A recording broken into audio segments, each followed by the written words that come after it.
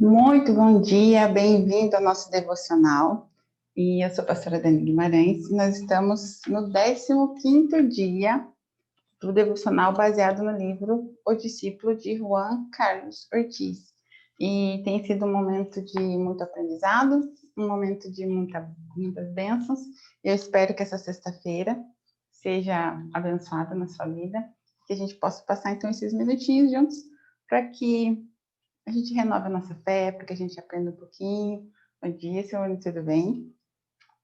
E como a gente tem falado, tem chacoalhado bastante os conhecimentos que nós temos sobre o Evangelho, sobre o evangelizar. Ontem falamos sobre fazer discípulos, ou seja, sair das quatro paredes, sair do templo e ir até as pessoas para que elas realmente queiram estar conosco, que elas queiram estar seguindo o mesmo Deus que a gente. Então, para que alguém seja discípulo, ele tem que olhar para mim e querer seguir aquilo que eu sigo. Então, eu preciso ser uma pessoa que eu falo para ele, olha, vamos tentar juntos, vamos fazer juntos. Porque quando eu falo assim, não olha para mim não, que eu sou falha, olha para Jesus, eu estou dizendo para ele, olha, é tão difícil que nem eu consigo. Então, a gente tem que mostrar assim, olha, eu vou falhar, eu vou errar, eu vou acertar. E se você vier comigo, você também vai falhar, vai errar, vai acertar. E juntos a gente vai fazer o melhor. Tá? Deixa eu só arrumar aqui, que eu acho que tá meio torto, né? Aqui, sim. Aí, parece que agora ficou melhor, né? Eu tava olhando assim, meus quadrinhos lá ficam meio tortos, aí fica esquisito. Tá bom? Então, vamos lá. O capítulo 15 fala sobre as santas tradições protestantes. Já sinto puxão de orelha aparecendo por aqui, né? Vamos ver o que vai acontecer. A gente está no 15º dia, no 15º capítulo. Estou muito feliz que são 15 dias que a gente tem conseguido fazer nosso momento especial de oração.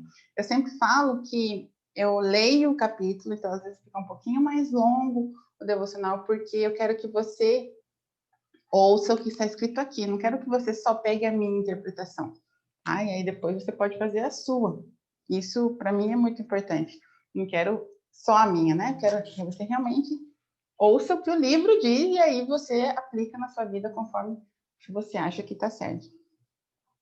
Então, o capítulo 15, ele tem o versículo base dele, está em Atos 11, versículo 17, que diz assim, quem dera eu para que pudesse resistir a Deus? Perdão. Quem era eu para que pudesse resistir a Deus? Ainda me lembro de como fiquei orgulhoso no dia em que meu primeiro filho entrou para a escola, na Argentina. Na Argentina, todas as crianças usam uniforme escolar, uma espécie de macacão branco. E nós fôramos às melhores lojas da cidade e compráramos para Davi o mais caro macacão que encontramos. Ele ficara tão bem. 6 meses depois, porém, já não nos sentíamos tão felizes. O macacão de boa qualidade não servia mais. Davi crescera. Tivemos que pôr aquele uniforme de lado e comprar outro, um pouco maior. Naturalmente, agora nós já sabemos como são essas coisas. E para nossos 4 filhos, compramos os mais baratos macacões da loja, pois sabemos que dentro de 6 meses não servirão mais para eles. É o que acontece com qualquer tipo de estrutura. Qualquer estrutura serve muito bem enquanto as pessoas permanecem como estão. Depois que elas crescem, a estrutura não serve mais. Amém, amém. Isso sucedeu com a igreja. Quanto mais nos desenvolvíamos na questão do discipulado, mais percebíamos que nossas estruturas estavam atravancando o livre curso do Espírito Santo. Não que as estruturas em si fossem erradas, nós não as desprezamos, apenas reconhecemos que foram criadas para o ontem e não para o hoje. Os líderes não devem se ofender quando falamos acerca da mudança de estrutura. Isso significa apenas que estamos crescendo. Se pudermos viver anos e anos acomodados dentro da mesma estrutura, isso demonstra que não estamos crescendo. Por exemplo, em nossa igreja havíamos usado um certo inário durante 40 anos. Depois que Deus começou a nos renovar, já mudamos de inário 5 vezes. Vinho novo precisa de odres novos. A diferença não está no estilo. Não é que o odre novo seja mais atraente ou esteja mais em moda do que o velho. Nós não descartamos os odres velhos simplesmente porque estiveram velhos. Nós os abandonamos porque estavam enrijecidos. O odre deve ser flexível e elástico para aceitar bem o vinho novo. Os odres velhos, de que Cristo nos fala em Mateus 9,17, são as estruturas tradicionais antigas, que às vezes são mais duras que qualquer outra coisa. Alguns de nós acham mais fácil anular um verso das Escrituras do que abandonar uma tradição. Muitas vezes entramos em conflito com a Bíblia a fim de obedecer à nova estrutura. Certa vez indaguei a um católico: escute aqui, onde é que se encontra a adoração de Maria na Bíblia? Eu realmente desejava convencê-lo ao erro. Ele era muito humilde, por isso respondeu-me: bem, é possível que a Igreja Católica dê uma importância demasiada à Virgem Maria, mas pelo menos existe uma Maria na Bíblia, não existe? Certamente, eu respondi. No entanto, onde é que se encontra na Bíblia as denominações que vocês tanto defendem? Ele perguntou. Não obstante o que a Bíblia ensina, também temos nossas tradições, as denominações. Jesus tem somente uma esposa, a Igreja. Ele não é polígamo. No entanto, chegamos a dizer que as denominações fazem parte da vontade de Deus. Assim, nós culpamos a Deus pelas nossas divisões e falta de amor. Depois, criticamos os católicos pelas suas tradições. Ó, começou, né? Puxão de orelha. Pelo menos suas tradições são mais antigas que as nossas. Não devemos tentar remover o argueiro dos olhos dos católicos enquanto não tiramos a trave que se encontra nem no nosso. No início desse nosso novo avivamento, comecei a escrever um livro titulado As Santas Tradições da Igreja Protestante, mas percebi que não estava sendo movido pelo amor. Aí eu parei. Já mencionei anteriormente nossas tradições de fechar os olhos para orar. Mais de uma vez a Bíblia ensina exatamente o contrário. Observei também que a Bíblia diz: quem crer e for batizado será salvo. Nossa tradição, porém, ensina que quem crer e for salvo, após alguns meses de teste, será batizado. Jesus diz: ide por todo o mundo, fazei discípulos de todas as nações, batizando-os em nome do Pai, do Filho e do Espírito Santo, ensinando a guardar todas as coisas que eu vos tenho ordenado. Nossa tradição diz para sairmos e fazermos discípulos de todas as nações, ensinando a obedecer tudo o que Jesus ordenou, e depois batizá-los. E, em alguns casos, os membros da igreja ainda precisam votar para aprovar o batismo de qualquer pessoa. De onde que isso foi tirado? Eu não sei. Faz parte das santas tradições. E nós também excluímos pessoas da igreja quando elas não se ajustam direitinho aos padrões propostos pela tradição, sobre todos os seus aspectos. E as tradições e estruturas são tão fortes, às vezes até me pergunto se elas não são inspiradas por um espírito maligno. É interessante notar a força que tem a tradição. Mesmo na vida de um apóstolo como Pedro, quando foi enviado à casa de Cornélio, Pedro estivera presente no momento em que Jesus dissera: ide, portanto, fazer discípulos de todas as nações. Ele também ouviu Jesus ordenando claramente: sereis minhas testemunhas, tanto em Jerusalém como em toda a Judéia e Samaria, e até aos confins da terra. Mas quando se lhe apresentou o momento de testemunhar para Cornélio, um centurião gentio, a tradição de Pedro o impediu. O Senhor precisou repetir a visão de animais imundos suspensos por um lençol e dizer: ao que Deus purificou, não consideres comum. E Pedro insistia em responder: de modo nenhum, Senhor. As tradições têm um poder misterioso. Às vezes, elas passam por cima até das palavras do próprio Deus. É a tradição que nos faz dizer: não, Senhor. Nós lemos na Bíblia acerca da unidade do corpo de Cristo e dizemos: não, Deus deseja que as denominações existam exatamente como são. Afirmamos que a Bíblia é a nossa regra de fé e prática. A menos que entre em conflito com a nossa tradição, é fantástico.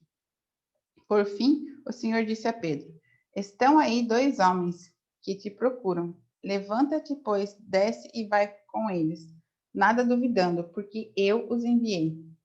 Ele não disse que os 2 homens eram gentios, nem qual seria sua missão. E afinal, Pedro convenceu-se de que poderia obedecer, pelo menos nessa parte. Os homens que relatam o impressionante fato de que Cornélio estivera orando e recebera a visita de um anjo, que lhe dissera para enviar mensageiros a Jope, exatamente àquela rua e número para encontrar um homem por nome Simão, o que o apóstolo poderia dizer? Ele é obrigado a acompanhá-lo. Mas durante todo o caminho ele vai contrariado. Entra na casa de Cornélio e quase que a primeira coisa que diz é: vocês sabem que é abominação para nós visitarmos pessoas como vocês. Uma tradução livre da versão da Bíblia em espanhol. Quer dizer que esse pedacinho foi traduzido por ele, né? Suponhamos que alguém entre em nossa casa e nos diga isso. Imediatamente nós responderíamos: ali é a porta da rua. Pode ir embora, né? Podemos bem imaginar como Cornélio se sentiu. Ele convidara todos os seus parentes e amigos para irem à sua casa. Vocês irão conhecer um verdadeiro homem de Deus, disse-lhes. Um anjo me disse para chamá-lo. Ele é um santo homem, um varão perfeito, e ele nos ensinará muitas coisas a respeito de Deus. E então Pedro chega e os insulta. A seguir, o apóstolo menciona por que se deu ao trabalho de ir até lá. E depois diz: pergunto, pois, por que razão me mandaste chamar? Um apóstolo de Cristo e não sabe o que tem que fazer? Até mesmo uma criancinha saberia. Pedro sabe que está fazendo uma pergunta tola, mas não parece disposto a entregar-lhes a mensagem. Por quê? Pela tradição. Então Cornélio conta-lhe novamente sua história, repetindo o que seus mensageiros já haviam dito a Pedro 2 dias antes. Por fim, Pedro começa a pregar. Ele lhes fala de Jesus, seus milagres e sua morte e ressurreição. Será que Pedro se atreverá a chegar ao ponto de apelar aos gentios para que se arrependam? Acho que não. Acho que ele está somente rodeando e finalmente Deus intervém a respeito do que Pedro pensa e o povo começa a louvar o Senhor, falar em línguas, chorar, talvez até dançar, quem sabe.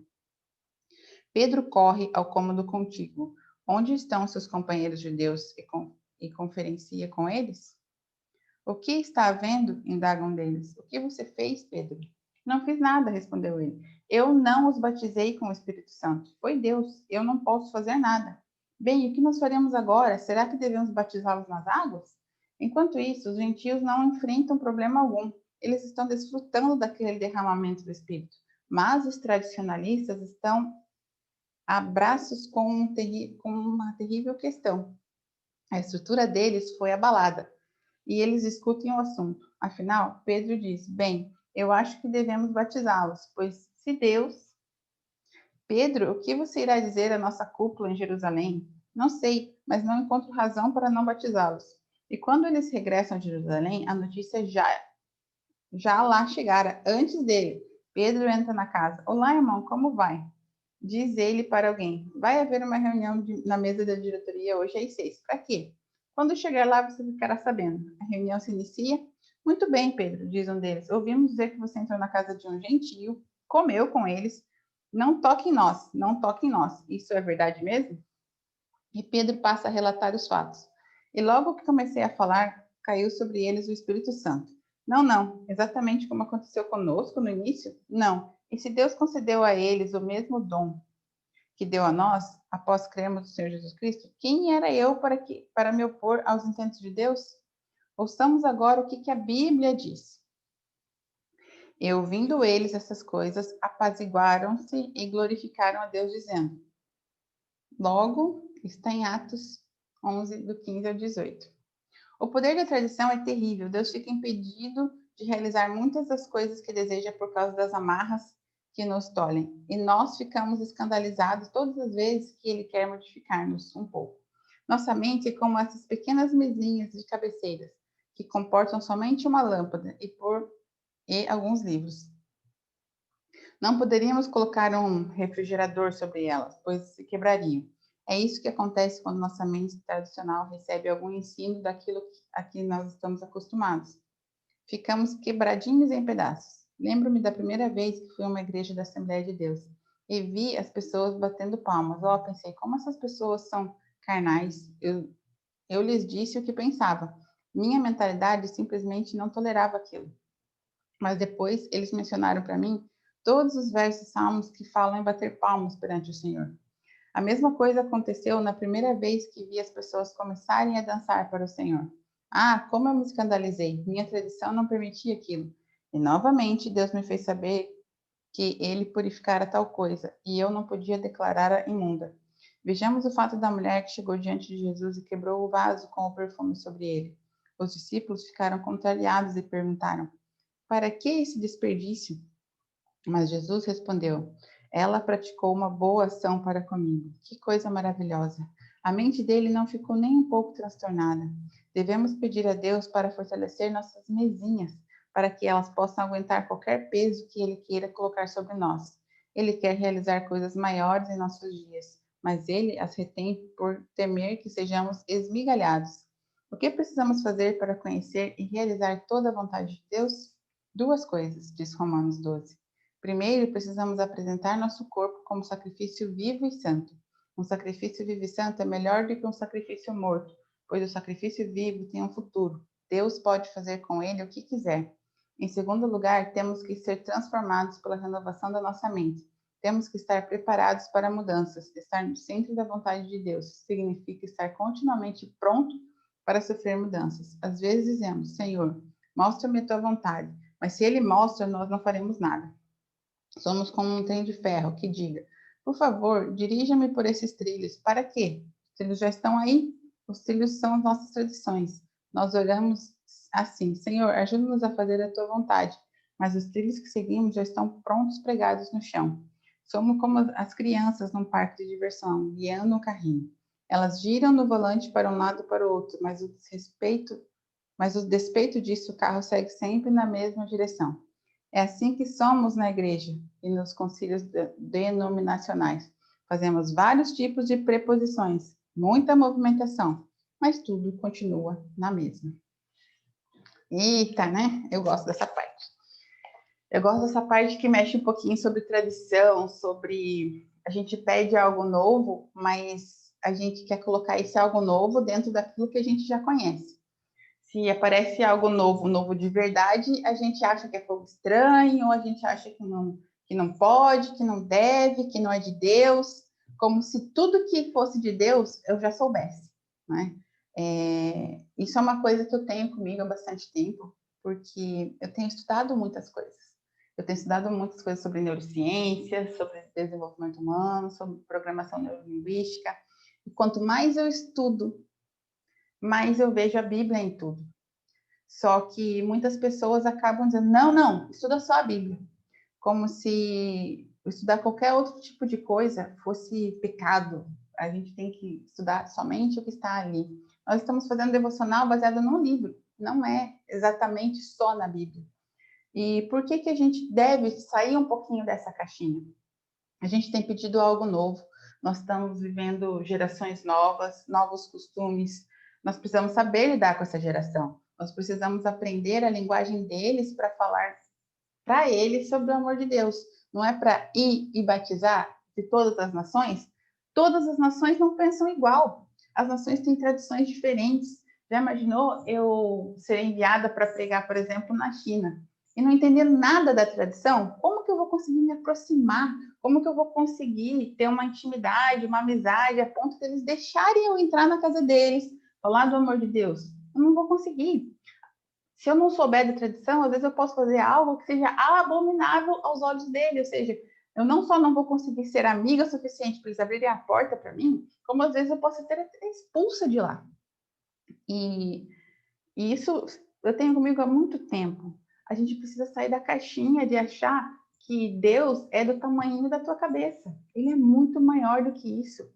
E uma vez eu estava assistindo uma reportagem de alguém falando se Deus existia ou não, e aquilo me tocou de um jeito assim, tipo, nós somos seres humanos tão pequenininhos diante de tudo que existe no mundo e a gente, sinceramente, não deve conhecer nem 0,1%, porque a gente vive no nosso mundinho, né, na nossa cidadezinha, no nosso paísinho, que comparado a tudo que Deus já criou, todas as tradições, todos os séculos que já viram, né?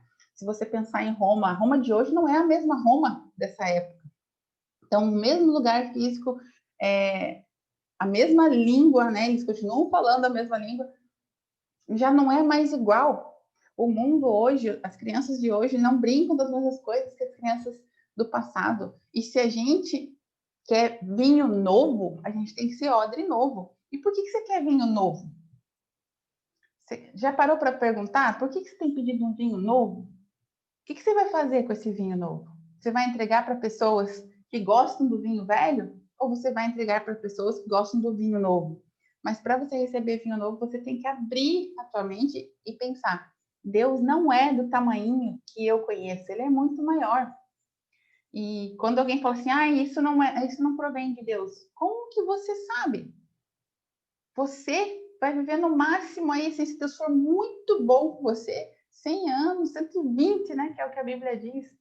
O que é 120 anos perto do universo, de tudo que Deus já criou?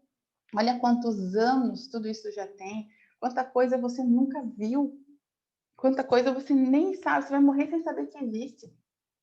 Se eu te perguntar, você já foi, por exemplo, para Índia, para Indonésia, para países assim que as tradições são completamente diferentes? Já tentou entender por que eles pensam assim? Não. Não, pensam errado. Se eles não pensam igual a nós, eles pensam errado. E isso é uma coisa que sempre me incomodou muito, sabe? Estar certo, estar errado. Ele até traz uma passagem que ele fala muito sobre esse negócio de ficar brigando com os católicos por conta de Maria, sabe? Gente, pelo amor de Deus, já deu, já deu.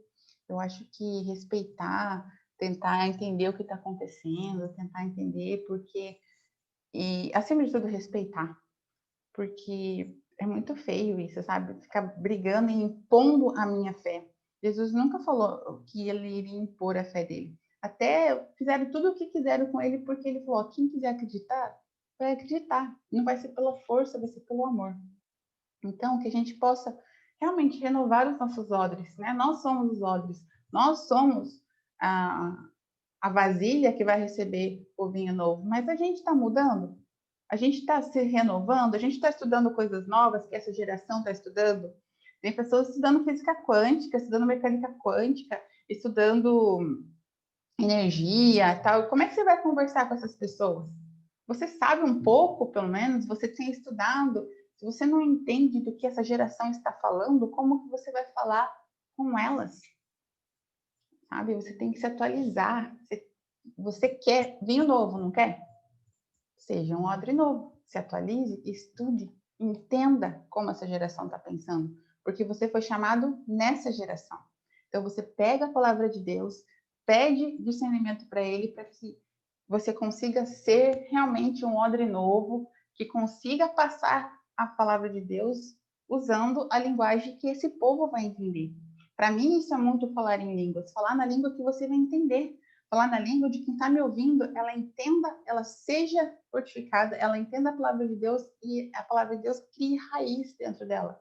Se alguém falar para mim da palavra de Deus de um jeito que eu não entendo, falar todo rebuscado, se a gente imaginar tantas as vezes que a Bíblia ela foi atualizada em termos de linguagem, né? Pegar lá das primeiras traduções, tem um monte de palavra que eu não tenho ideia, por mais que seja português, eu não tenho ideia do que quer dizer. Assim como você. Se você pegar assim, no português mais antigo, que falava, né, voz me ser, né, sei lá, mais um monte de palavra, a gente não vai entender. Então, cadê a sua renovação? Você tem que usar a linguagem de quem está te ouvindo. Isso é um padrão de comunicação que a gente fala. E isso em todas as áreas, né? Mas a gente trazendo para a nossa área, falando de Deus. Eu não posso chegar com um vocabulário diferente do que o meu público vai entender. Senão, eu vou estar jogando palavras ao vento. Então, você quer que ao derramar o vinho novo na vida de alguém, ela pegue esse vinho e transforme a vida dela em alegria, ela se converta, aprenda a falar a língua dela, entenda o que ela entende, sabe? Crie primeiro uma conexão com ela, para depois você conseguir uma conversão da vida dela. Ela tem que olhar para você e ver que vocês são parecidos. Isso é muito parecido com o que a gente viu no capítulo de ontem. Se eu não saio das quatro paredes, se eu não mostro para vocês, olha, eu também erro, tá? Eu falo para vocês para a gente orar todos os dias, mas tem dias que eu tô orando e às vezes eu durmo porque eu tô tão cansada. Se eu não falo que eu também erro, as pessoas se distanciam. Você só vai chegar perto de pessoas que são semelhantes a você. Se alguém parece perfeito demais, parece diferente demais, você não chega perto, você não se aproxima, porque a gente gosta dos semelhantes, né? A gente faz panelinhas com pessoas que pensam igual.